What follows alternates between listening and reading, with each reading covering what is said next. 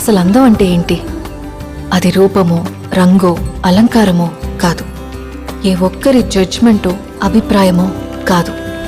ఒక కవి వర్ణనో, చిత్రకారుడి బొమ్మో కాదు. మరేంటది? అందమంటే గుణం.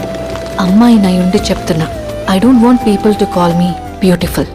దాని బదులు నీది కష్టపడే తత్వం, నీలో కరుణ ఉంది, నీకు ధైర్యం ఎక్కువ, నువ్వు తెలివైన దానివంటే నాకు సంతోషం. Address us by our qualities. MS Subbalakshmi అంటే భక్తి, అందం కాదు. మదర్ తెరెసా అంటే కరుణ, అందం కాదు. ఐన్ ర్యాండ్ అంటే తత్వం, అందం కాదు. సరస్వతి అంటే విద్య, దుర్గా అంటే ధైర్యం, గౌరీ అంటే తపస్సు, లక్ష్మి అంటే శుభం. ఇలా ఏ దేవతనైనా ఆమె క్వాలిటీస్ కోసమే పూజిస్తారు, ఆమె అందం కోసం కాదు. నీ గుణాలే నీ సంతకమవుతాయి, నీ అందం కాదు.